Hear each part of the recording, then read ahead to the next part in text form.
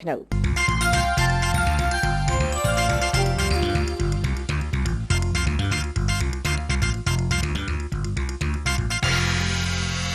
ये हैं उत्तर प्रदेश सरकार में खासे दमखम रखने वाले मंत्री राजेंद्र सिंह राणा। इनके पास 4 मंत्रालय हैं: महिला कल्याण, संस्कृति, सूचना तकनीकी और इलेक्ट्रॉनिक्स।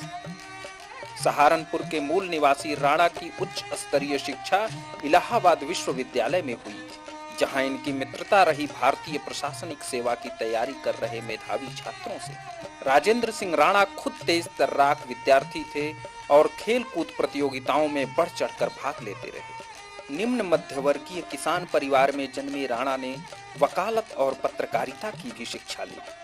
2 वर्ष तक एक प्रतिष्ठित अंग्रेजी अखबार में संवाददाता रहे राणा की अभिरुचि ने करवट बदली और ये अपने परिवार की आंशिक राजनीतिक पृष्ठभूमि का फायदा उठाते हुए राजनीति में कूद पड़े। 5 साल ब्लॉक प्रमुख के रूप में सेवा करने के बाद इनके क्षेत्र की जनता ने अपना विश्वास जताया और बसपा के टिकट पर राजेंद्र सिंह राणा विधायक बने। किसानों के हित में मुलायम सिंह के स्पष्ट रुख से प्रभावित होकर राणा ने अपने अनेक विधायक मित्रों के साथ बसपा को त्याग दिया और उनके साथ सपा में शामिल हो गए। दर्शकों को लग रहा होगा कि यह चेहरा कितना अड़ियल किस्म का है। जी हाँ, राजेंद्र सिंह राणा का मिजाज भी अड़ियल है, क्योंकि किसान मजदूरों व आम आदमी के हितों को लेकर इनका रुख हमेशा अड़ियल रहा है। ITV की खास मुलाकात के अंतर्गत प्रस्तुत हैं राजेंद्र सिंह राणा। राजेंद्र सिंह राणा जी, आपका ITV में स्वागत है। पहले आप अपने जीवन के बारे में कुछ बताएं, कैसे पढ़ाई लिखाई कहाँ हुई, सफलता के सूत्र कैसे मिले, कैसे आपने निर्णय लिया कि आप राजनीति में आए। आपका बहुत बहुत धन्यवाद। मैं ग्रामीण परिवेश से संबंधित हूँ और मेरा पूरा परिवार गांव में रहता है और गांव के हम लोग किसान हैं। किसान परिवार में हमारा जन्म हुआ है और हमारे पिताजी बहुत साधारण किसान हैं। और हम छात्र जीवन में हमारा भी एटीट्यूड, अपने जो दृष्टिकोण था जीवन का, जो जीवन दर्शन था हमारा, वो भी समस्याओं से कहीं ना कहीं जुड़ा रहा। मैं स्वयं मंत्री हूँ, मेरा छोटा भाई जिला कोऑपरेटिव बैंक का चेयरमैन है। तो हम लोग चारों भाई बहन, मतलब 2 के पास नीली बत्ती है, 2 के पास लाल बत्ती है। आप देख लीजिए कि सहारनपुर एक छोर पर है और इलाहाबाद विश्वविद्यालय दूसरे छोर पर है। लेकिन हमारे पिताजी ने सारी तकलीफें उठाने के बाद भी हमें वहाँ पढ़ने के लिए दोनों भाइयों को भेजा और वहाँ पे हम पढ़े, अच्छे स्टूडेंट रहे। और विश्वविद्यालय की 2 टीमों का मैं कैप्टन भी रहा हूँ, बॉक्सिंग का और कबड्डी का, और कलर होल्डर भी रहा हूँ। इसी तरह से अपना मैंने लॉ जब मैंने किया तो लॉ में भी मेरी करीब फर्स्ट क्लास थी। उसके बाद मैंने जर्नलिज्म का कोर्स किया, उसमें भी मेरा विश्वविद्यालय में हमारे अपने जर्नलिज्म के बैच में 2nd पोजीशन था। क्योंकि पत्रकारिता को जीवन में कहीं ना कहीं स्वीकार किया है, इसलिए ज़्यादा लगाव भी रखता हूँ। लेकिन मेरा अनुभव कुछ अच्छा नहीं रहा और मुझे ये काम 2 साल बाद छोड़ना पड़ा। राजनीतिक पृष्ठभूमि मैंने बताया कि चौधरी चरण सिंह जी के समर्थक थे हम लोग पूरे, और हम इलाहाबाद में पढ़ते थे, हम हेमंत नंदन रघुना के समर्थक थे। तो ये बिल्कुल कुछ इस तरह हेरिडिटरी करेक्टर था कि वहाँ भी हम लोग कांग्रेस के विरोध में थे, हमारी फैमिली, और विश्वविद्यालय में छात्र जीवन के दौरान भी हम कभी सत्ता पक्ष से नहीं जुड़ गए। पिताजी के प्रभाव से आप राजनीति में आए? हाँ, पिताजी और बड़े भाऊ जी के। कैसा लगता है साधारण राजनीति के बाद आज इस स्तर तक पहुँच चुके? देखिए, मेरा तो दृष्टिकोण हमेशा सकारात्मक है। मैं किसी भी काम को बुरा नहीं मानता। मुझे तो लगता है कि राजनीति में भी यदि श्रेष्ठ लोग हैं, अच्छे स्कॉलर्स हैं, अच्छे पढ़े लिखे नौजवान हैं, इंजीनियर्स हैं, डॉक्टर्स हैं, तो उनका आज निश्चित रूप से अलग स्थान है। आप इसको गुंडों और माफियाओं के लिए छोड़ दीजिए, समाज के डिस्कार्डेड लोगों के लिए छोड़ दीजिए, तो निश्चित रूप से उन्हीं का आधिपत्य होगा, उन्हीं का वर्चस्व होगा, उन्हीं के अनुसार नियम और कानून बनेंगे। तो ये बनाने वाले, नीति बनाने वाले, कानून बनाने वाले अल्प ज्ञानी होंगे या कम ज्ञानी होंगे या अपराधी प्रवृत्ति के होंगे या समाज की मुख्य धारा से अलग हटके होंगे, तो समाज को मैं नहीं समझता हूँ कोई देखा नहीं। तो उनका अपना कार्यशैली, उनकी निष्पक्षता, उनका समाज के प्रति डेडिकेशन, ये सब मैं समझता हूँ एक आधार होता है राजनीति का। और हमने 5 साल में ब्लॉक प्रमुखी ने जितने काम किए उसका सबका एडवांटेज हमें विधायक मिला।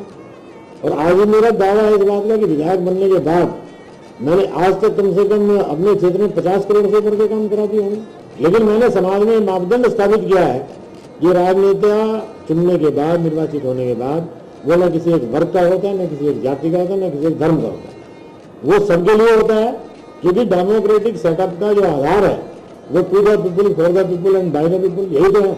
ये तो कुछ अधिकारियों की और कुछ बुरा न माने तो कुछ हमारे प्रेस के मित्रों की भी भूमिका इसमें ऐसी है और समाज के दलालों की भूमिका ऐसी है कि जिन्होंने आज राजनेताओं को एक विलन के रूप में स्थापित कर दिया, जबकि मेरा आज भी दावा है कि राजनेता कभी विलन नहीं हो सकता। हो सकते हैं कुछ लोग खराब होंगे इसमें, कुछ लोग निश्चित रूप से अपराधी प्रवृत्ति के हैं, कुछ लोग निश्चित रूप से बेईमान है। इसको स्वीकार करने में मुझे कोई गुरेज नहीं है और न ही ये कोई सच्चाई से परे, लेकिन इस समाज में राजनेताओं के रूप में कुछ बहुत अच्छे नेता भी हैं। बताएं, अगर आपको कहा जाए कि मुलायम सिंह सरकार की उपलब्धियों का बयां करें, कैसे करेंगे? तो मुलायम सिंह जी की जो सबसे बड़ी उपलब्धि है वो उनकी सोच के अनुसार काम करना है। एक ऐसा राजनेता देश में जो किसान के बारे में चिंतन करता हो, छात्र के बारे में चिंतन करता हो, व्यापारी वर्ग के बारे में उसकी चिंतन हो, देश में जो प्रदेश में जो वकील हैं उनके बारे में चिंतन हो, जो विश्वविद्यालय में जो शिक्षक हैं उनके बारे में जिसकी सही चिंतन हो, और उसके प्रति जो उस नेता का मैनिफेस्टो रहा हो, जो उसने अपने मैनिफेस्टो में घोषणा की हो चुनाव से पूर्व, और यदि सत्ता में आने के बाद उनको अक्सर से वो लागू करता है, तो मैं उसे 100% ईमानदार और बढ़िया नेता मानता हूं। और निश्चित रूप से मुलायम सिंह जी ने पिछली उन सरकारों के पाप को धुलाया जो उन्होंने पिछले 8.5 वर्षों में पैदा किया था। कोई आज कानून व्यवस्था सबसे बड़ा प्रश्न खड़ा करती है, कांग्रेस भी करती है, विरोधी दल भी करते हैं। आज अपराधी जगह जगह मारे जा रहे हैं, और जबकि हमारे उत्तर प्रदेश पुलिस संसाधन के रूप में बहुत कमजोर है, उनके पास मोबिलिटी नहीं है, मॉडर्न वेपन नहीं है, क्योंकि इंफ्रास्ट्रक्चर किसी ने क्रिएट ही नहीं किया। आज किसान की बात ले लीजिए, किसान के बारे में कहा जाता है कि भाई किसान, आप बताइए, इतना सुखी किसान तो कभी रहा नहीं जितना आज सुखी। आपको सुनकर ताज्जुब होगा कि 950 करोड़ रुपए से अधिक गन्ने का भुगतान पिछली सरकारों का जो 8.5 साल का पाप था वो मुलायम सिंह की सरकार ने धुलाया। देश के 100 करोड़ में से लगभग 1/5 20 करोड़ लोग अल्पसंख्यक आपके देश में रहते हैं। तो आप केवल उनके ऊपर हमला करके, उनके ऊपर धार्मिक भावनाओं को चोट पहुंचा के, एक बाबरी मस्जिद गिरा के आज देश में राज करना चाहते हो? कहां राज हुआ? आप देखिए, महिला कल्याण विभाग मेरे पास है, अभी तक 6.25 लाख विधवाओं को पेंशन मिलती थी, कभी मिल कभी नहीं मिली। हमने क्या कर दिया कि एडवांस चेक मिलेगा सबको, साल में 6 महीने का चेक 900 रुपए का एक बार मिलेगा, जनवरी में 600 रुपए का जो है मार्च अप्रैल में मिलेगा, साल में 2 बार में पूरा भुगतान हो जाएगा। हमने 3 महीने के अंदर पूरा पता करा लिया, 2.25 लाख विधवाएं ऐसी और हैं कि उनको दे दिया जाए तो 100% संतृप्तिकरण हो जाएगा, सैचुरेट हो जाएगा। हमें 2.25 लाख विधवाओं का सर्वे करा के उनके लिए 25 मार्च से पहले 67 करोड़ रुपए बजट का प्रोविजन करा दिया। उन्हें आप कैसे संतुष्ट करेंगे जो यह कह रहे हैं कि नहीं, समाजवादी पार्टी अपने मुख्य दर्शन से विमुख हो रही है? देखिए, जब भी परिवर्तन होता है तो जो लोग होते हैं उनका नजरिया बदलता है। यदि गांव में गरीब का बेटा यदि अच्छी शर्ट पहन ले, अच्छी पैंट पहन ले, तो जो गांव के बाबू साहब होंगे उनको बड़ी तकलीफ होती है कि यार ये कैसे हो रहा है। तो इसी तरह का काम मुलायम सिंह जी के साथ हो रहा है। आज यदि कांग्रेस पार्टी सोचती है कि वही केवल जो देश के बड़े जो औद्योगिक घराने उनसे वही तालमेल लग सकती है, वही काम करा सकती है, तो why not Mulayam Singh Yadav, why not Jayalalithaa, why not Karunanidhi? ये लोग रीजनल पार्टी के हेड हैं। आज तो समाजवादी पार्टी तो राष्ट्रीय पार्टी होगी, लेकिन क्या हम बड़े औद्योगिक घरानों से बात नहीं कर सकते हैं? क्या उनको हम चाय पर खाने पर आमंत्रित नहीं कर सकते हैं? क्या उनके लिए हम इंफ्रास्ट्रक्चर क्रिएट करके उनको अपने यहाँ इंडस्ट्रियल एस्टेब्लिशमेंट के लिए अपने यहाँ इन्वाइट नहीं कर सकते हैं? तो ये जो चिंतन की बात हो रही है कि समाज चिंतन हमारा कहाँ है? चिंतन हमारा मैनिफेस्टो है, उस पर समाजवादी 100% खड़ी है। हमने दवाइयां उपलब्ध कराई, 1 रुपए का पर्चा कराया, कन्या विद्याधन योजना जैसी महत्वाकांक्षी स्कीम जो किसी प्रदेश में नहीं चल रही है, 20,000 रुपए जरा पता करके बताइए हमें। भाजपा भी राज्य कर रही है या कांग्रेस भी कई राज्यों में राज्य कर रही है, आप हमें बताइए कहाँ कहाँ मतलब। शिक्षा की प्रेरणा के लिए जो भी सरकार काम कर दे वो मैं समझता हूँ कम है। कि महिलाओं की स्थिति सुधारने के लिए प्रदेश में क्या हो रहा है? आप देखिए, मैंने बात कही कि महिलाओं का यदि एक तरह से वर्गीकरण किया जाए, 3 तरह की महिलाएं ऐसी हैं जिनको समाज को या सरकार को उनके प्रति और अधिक संवेदनशील होना चाहिए।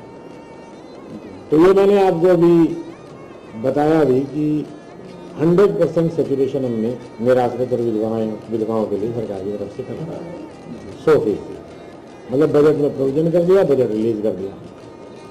दूसरी बात आती है वृद्धाओं की, वृद्धाओं के लिए भी हम लोग इसी तरह की योजना बना रहे हैं। तीसरी बात आती है कि यंग जनरेशन की, यंग जनरेशन में हम और अधिक से अधिक इंस्पायर करने के लिए कन्या विद्याधन का प्रचार हो रहा है। और तीसरी चीज, कामकाजी महिलाओं के लिए, उनकी सुरक्षा के लिए, संरक्षा के लिए कानून भी है। विधवा महिलाओं की बेटी के लिए हम लोगों ने 10,000 रुपये, उसकी शादी हो जाए उसकी बेटी की 10,000 रुपये की हम लोगों ने एक स्कीम बना रखी है। 10,000 रुपये विधवा की लड़की शादी हुई दी जाए। इसके अलावा और भी अन्य कई योजनाएं हम लोगों के विभाग संचालित कर रहे हैं, जिनकी हम जानकारी समय समय पर देते रहते हैं। और भी कई योजनाओं के बारे में प्लानिंग मेरा डिपार्टमेंट महिला कल्याण विभाग कर रहा है कि और अधिक कैसे एम्पावर्ड किया जाए। विकसित देशों के समानांतर चलने के लिए इंफॉर्मेशन टेक्नोलॉजी, इलेक्ट्रॉनिक्स, इस क्षेत्र में भी समानांतर विकास की जरूरत है। आप उसके मंत्री हैं, आप बताएं क्या कर रहे हैं। देखिए, इंफॉर्मेशन टेक्नोलॉजी और इलेक्ट्रॉनिक्स का जो है बहुत बड़ा स्कोप है, और आने वाले समय में किसी देश की प्रगति का यदि कोई आधार बन सकता है तो उसके लिए निश्चित रूप से आईटी की जिम्मेदारी सबसे ज्यादा है। और कतिपय कारण नहीं होंगे, मैं उन पर नहीं जाना चाहता हूं, लेकिन इस विभाग को अभी बहुत मजबूत नहीं किया गया है। क्या चुनौतियां? और इसमें सबसे बड़ी चुनौती तो यही है कि देश में इतनी आईटी कंपनीज हैं, उत्तर प्रदेश में बहुत सारी आईटी कंपनीज आ रही हैं, लेकिन जिस तरह का वो बात कर रही हैं कि हम लोग इतने जॉब रिक्वायर करेंगे, इतने लोगों को एकोमोडेट करेंगे साल भर में, लाखों लाखों की फिगर्स वो जो है बता रहे हैं, लेकिन हम उसको एक्सप्लोर नहीं कर पा रहे हैं। हम ये भी चाहते हैं कि उनकी जो समस्याएं हो उसके लिए हम प्राथमिकता पे उनको सुलझाने की पहल करें, उनको बेहतरीन यहाँ पे इंफ्रास्ट्रक्चर मिले, अधिक से अधिक सुविधाएं मिले, अधिक से अधिक उन्हें संरक्षण मिले। और यदि वो कंपनी, मल्टीनेशनल कंपनी यदि और स्मॉल इंडस्ट्रीज यदि दोनों मिलके, दोनों क्लब होकर इस तरह की कोई योजना संचालित हो सकती है प्रदेश में कि जिससे प्रदेश के युवाओं का भला हो सकता हो, तो उसको हम उत्तर प्रदेश शुरू से ही सांस्कृतिक दृष्टि से उत्तम प्रदेश है। सांस्कृतिक मंत्री भी आप हैं, तो ये बताएं कि क्या सांस्कृतिक उत्थान के लिए आप क्या कर रहे हैं? ये आपने बहुत मेरे मन को छूने वाला प्रश्न पूछा। देखिए, अभी मुझे मात्र 3 महीने हो गए हैं, लेकिन 3 महीने में हम लोग बहुत अधिक तो काम नहीं कर पाए। इस बात का तो मुझे पूरा, इस बात की मुझे परेशानी भी है और इस बात को मैं कहना भी चाहता हूँ। लेकिन यदि अब समय तो है अभी 1 साल का और योजनाएं भी बना रहे हैं, कल्चरल हेरिटेज के रूप में उत्तर प्रदेश में कोई कमी नहीं है। अब इसमें 2-3 तरह का मसला आता है। आर्कियोलॉजी एक अलग चीज है, और जो अपनी कल्चरल एक्टिविटीज जो इनहेरिडेटरी उसमें हमको मिली हैं प्रदेश में, वो बिल्कुल अलग हैं। कुछ लोक कलाएं ऐसी हैं जो विलुप्त होती जा रही हैं, और यदि उन लोक कलाओं को संरक्षण नहीं दिया गया तो वो एक तरह से न केवल उत्तर प्रदेश संस्कृति लेकिन भारतीय संस्कृति का भी कभी दुखद पहलू हो गया। जी, अगर ITV की तरफ से एक मैं आपसे सुझावात्मक प्रश्न करूं कि क्या अगर ऐसा हो कि हर जिले में सांस्कृतिक संकुल स्थापित किए जाए, जिनके माध्यम से उस जिले की प्रतिभाओं को स्थान मिले, कुछ वहाँ उस जिले के साहित्यकारों को जिनके पास साधन नहीं उपलब्ध हैं, उनकी किताबें प्रकाशित हों, मतलब इस तरह से एक संरक्षण, एक लाइब्रेरी, एक प्रकाशन और इस तरह से एक संपूर्ण संकुल की स्थापना हो सकती है जिले में, जो कि ललित कला एकेडमी, सांस्कृतिक ये संगीत नाटक एकेडमी और एकेडमी है, इनसे संबद्ध करके अगर इन्हें संचालित किया जाए। लेकिन मैं पूर्णतः सहमत हूँ, लेकिन उत्तर प्रदेश बहुत बड़ा है और निश्चित रूप से कोई मानवीय सभ्यता के लिए जरूरी है कि संस्कृति भी जो है वो डेवलप होनी चाहिए, अपनी कल्चर भी डेवलप होनी चाहिए। और जिला स्तर पर नहीं, लेकिन आपका सुझाव उससे मैं पूरी तरह सहमत हूँ। लेकिन कोशिश करेंगे कि हम लोग इसको कमिश्नरी डिवीजन लेवल पे, डिविजनल हेडक्वार्टर्स पे इसके लिए एक प्रारूप मांगे और उसका एक कॉन्सेप्ट क्रिएट हम करते हैं, बनाते हैं। और संभव है आपने जो सुझाव दिया है बहुत जल्दी हम इसके लिए एक योजना बना के ये काम करने का प्रयास करें। ITV के दर्शकों को क्या कहेंगे आप? मैं सबसे पहले तो शुभकामनाएं अपनी ओर से देना चाहूँगा और ये प्रदेश जो है निरंतर तरक्की करे और देश में इसका एक अलग स्थान हो। इसके लिए न केवल सरकार को वरन प्रदेश के नागरिकों को भी सचेष्ट होना पड़ेगा, संवेदनशील होना पड़ेगा और हमारी सांस्कृतिक धरोहरों से वर्तमान युग में आज बहुत सारी कमियां जो शासन नहीं उपलब्ध करा पाता है, ये कमियों की ओर नागरिक भी ध्यान नहीं दिला पाते हैं। जब समस्याएं वृद्ध रूप लेती हैं तब उसके बारे में धरना प्रदर्शन इस तरह की चीजें शुरू होती हैं और कई बार जो विदेशी सैलानी आते हैं उनके साथ दुर्व्यवहार की घटनाएं आम हो गई हैं। जो टूरिस्ट आते हैं दूसरी स्टेट्स के आते हैं उनके साथ भी कई बार पता चलता है कि कोई अच्छा व्यवहार प्रदेश में नहीं किया जाता है, तो ये एक चिंता का विषय है।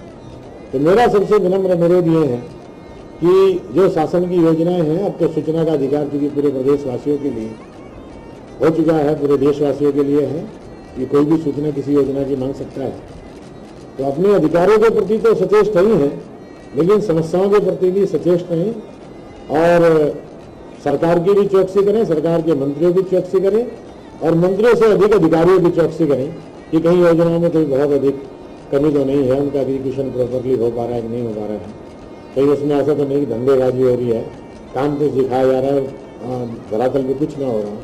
तो यदि इस तरह की चीजें हों तो उनको ईमेल के जरिए या रजिस्टर डाक के द्वारा आप अपने नाम और पते के साथ प्रदेश सरकार के मुखिया माननीय मुलायम सिंह जी को और या प्रदेश के प्रमुख सचिव को या हमारे ऐसे मंत्रियों को जो संवेदनशील मंत्री हैं उनको आप जरूर अपना पत्र भेज सकते हैं। मेरी ओर से शुभकामनाएं। राजेंद्र सिंह राणा जी, आपको बहुत बहुत धन्यवाद आपसे बात करके। Thank you. हमें पूरी उम्मीद है कि आपको हमारे कार्यक्रम जरूर पसंद आ रहे होंगे।